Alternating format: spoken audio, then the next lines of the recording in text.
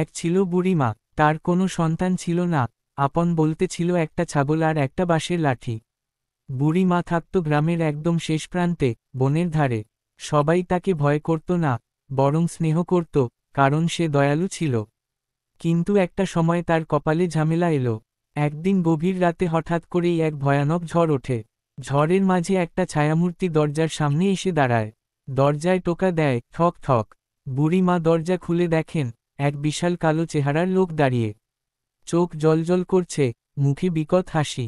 লোকটা বলল, আমি শয়তান, তোমার আত্মা চাই, বিনিময়ে তুমি যা চাও তাই পাবে। বুড়িমা ভয় না পেয়ে বলে, আমার আত্মার কোনো দাম নেই, তবুও যদি কিছু দিতে চাও, তবে শোনো, আমার ছাগলটা যেন চিরকাল বেঁচে থাকে আর আমি যেন সবার দুঃখ ভাগ করে নিতে পারি। শয়তান হেসে বলল, বুড়িমা, তুমিই প্রথম মানুষ যে আত্মা বেঁচে কোনো স্বার্থ চিন্তা করল না।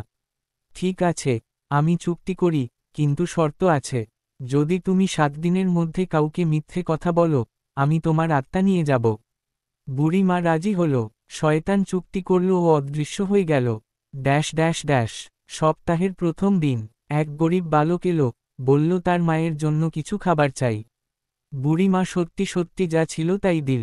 দ্বিতীয় দিন, এক মদ্যপ লোক এল, বলল, আমার স্ত্রী চলে গেছে, তুমি কি জাদু জানো? বুড়িমা বলল, না বাপু, আমি শুধু ভালোবাসা জানি, মিথ্যে বলেনি।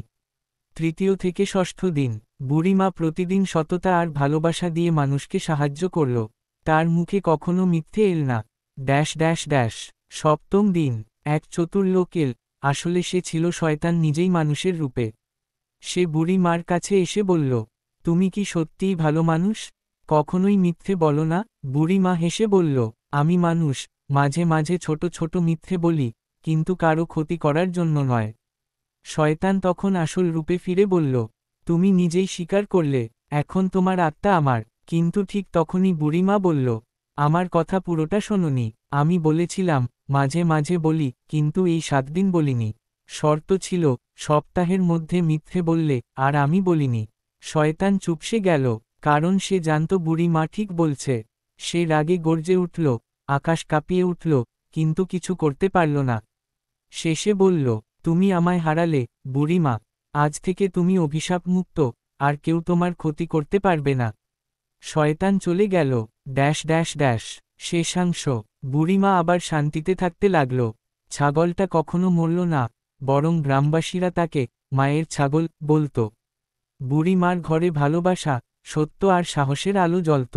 এবং এইভাবেই এক বুড়িমা বুদ্ধি, সততা আর সাহস দিয়ে হারিয়ে দিল এক শয়তানকে।